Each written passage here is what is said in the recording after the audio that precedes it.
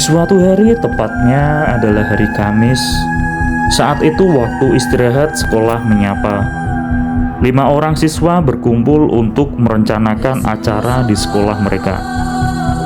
Sekolah menengah atas ini memang merupakan sekolah SMA Negeri 1 yang berada satu-satunya di salah satu kecamatan yang kecil yang ada di kabupaten yang terpencil. Mereka berlima berencana akan melakukan kegiatan semacam uji nyali yang akan dilaksanakan nanti malam, yang bertepatan dengan malam Jumat. Malam yang begitu dingin mulai menyapa di tubuh 5 siswa ini. Udara yang dingin mengoles kulit mereka. 5 siswa SMA yang bernama Dora, Agus, Eni, Pendi, dan Galuh memutuskan untuk uji keberanian mereka dengan menginap di sekolah mereka. Dari cerita yang beredar, konon katanya sekolah mereka ini sering terjadi hal-hal dan kejadian aneh setelah pukul 10 malam. Awalnya mereka berkumpul di dekat lapangan sekolah. Setelah itu mereka memutuskan untuk berkumpul di ruang kelas 2F. Mereka membawa perbekalan minuman dan makanan ringan.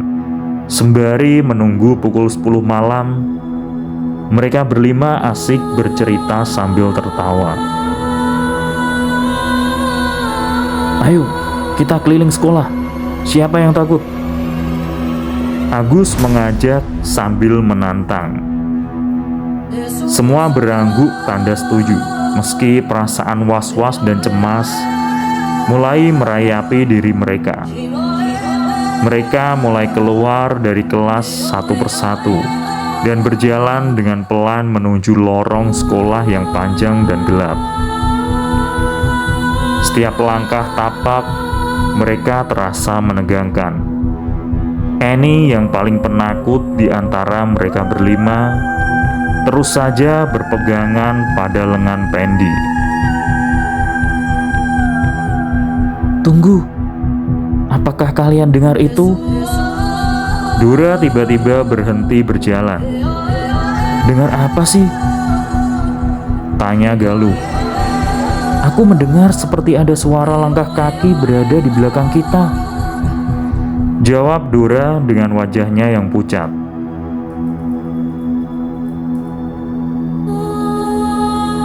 Mereka semua diam sesaat dan mendengarkan apa yang disampaikan Dora.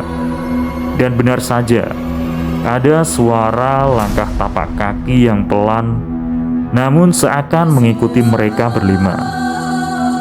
Agus yang sedari awal menantang mencoba bersikap tenang dan mengurangi rasa takutnya. "Mungkin itu hanya gema pantulan dari langkah kaki kita sendiri. Jadi kalian gak perlu takut dan cemas." Namun ketika mereka mulai melangkah untuk menyusuri lorong, semakin mereka berjalan, suara langkah kaki itu semakin jelas terdengar dan semakin mendekat ke arah mereka. Tak terasa mereka pun sampai di aula sekolah, tempat yang luas, tidak terlalu terang namun memiliki aura mistis yang mencekam. "Ayo, kita berlima periksa aula ini," ujar Pendi. Ketika mereka berlima sudah masuk ke dalam ruang aula, pintu aula pun tiba-tiba tertutup dengan sangat keras. Galuh menjerit, "Siapa tadi yang menutup pintu itu?" "Tenang, mungkin itu tadi cuma angin," ujar Agus berusaha menenangkan para wanita. Tiba-tiba lampu yang tadinya menyala di aula berkedip-kedip sebelum lampu tersebut padam sepenuhnya. Mereka berlima hanya bisa mengandalkan lampu senter dari ponsel. Saat lampu aula mati, mereka mendengar suara perempuan yang menangis dengan cukup jelas dari sudut aula. "Ayo, kita harus cepat keluar dari sini," bisik Annie dengan gemetar ketakutan yang luar biasa. "Diam, kita harus mencari tahu siapa wanita yang menangis itu," jawab Dora yang penasaran dengan suara tersebut. Dengan penuh hati-hati, mereka berlima mencoba mendekati sumber suara tadi. Di sudut aula yang gelap yang agak samar-samar terkena lampu senter ponsel, mereka berlima melihat seorang gadis berpakaian serba putih dan berambut panjang berdiri tegak membelakangi mereka berlima. Suara tangisannya membuat bulu kuduk mereka merinding. Ada juga yang sendi-sendi mereka terasa kaku. "Hai, kamu siapa?" tanya Galuh memberanikan diri bertanya. Gadis itu tiba-tiba berhenti menangis dan perlahan-lahan membalik arah melihat mereka berlima. Wajahnya sangat pucat, dengan tatapan mata yang tajam namun kosong menatap mereka berlima. Semua teriak mundur ketakutan dan bahkan badan mereka berlima terasa kaku, sulit untuk digerakkan.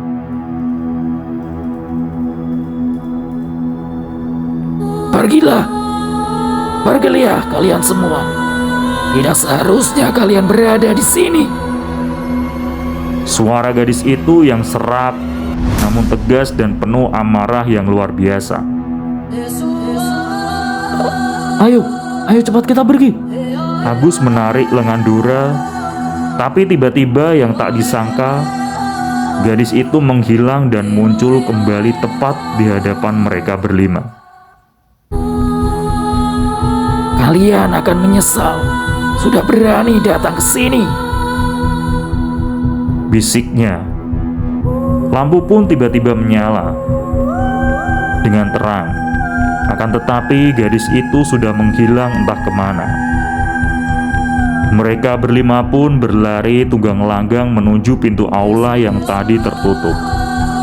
Dan untungnya pintu tersebut bisa terbuka. Tanpa pikir panjang, mereka berlari kembali menuju ke kelas 2F.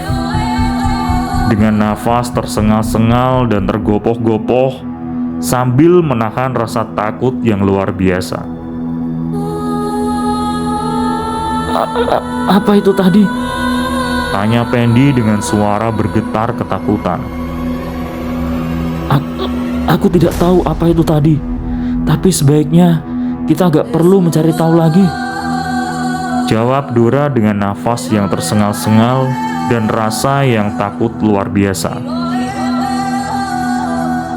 Mereka berlima memutuskan untuk tetap berada di kelas 2F sampai pagi datang menyapa. Mereka berlima pun berusaha untuk tidak memikirkan kejadian yang dialami tadi. Namun, sangat disayangkan, malam itu masih terlalu panjang untuk dihilangkan. Waktu yang ternyata masih menunjukkan pukul 12 malam. Mereka memutuskan untuk tidur menghilangkan rasa ketakutan mereka. Sekitar pukul 1:30, Galuh tiba-tiba terbangun karena mendengar suara ada yang mengetuk-ngetuk jendela kelas. Dia melihat keluar ke arah jendela yang diketuk, dan dia ternyata melihat sosok gadis yang sama yang dilihatnya tadi di aula sekolah. Gadis itu tersenyum menyeramkan sambil cekikikan. "Galuh, kamu kenapa?" tanya Annie yang juga tiba-tiba terbangun dari tidurnya. Galuh tidak bisa mengeluarkan suaranya dan dia hanya membuka mulut tanpa menjawab. Galuh hanya menunjuk ke arah jendela yang tadi terlihat sosok gadis. Annie yang melihatnya menjerit dengan histeris dan membangunkan teman-teman yang lain. Ada apaan?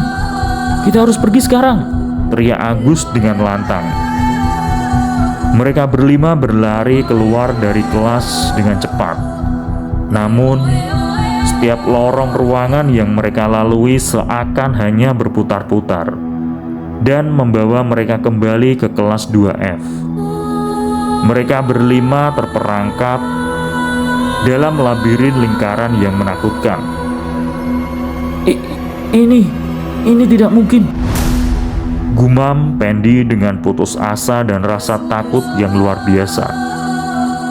Gadis itu tiba-tiba muncul lagi dan lebih dekat, kali ini dengan mereka berlima.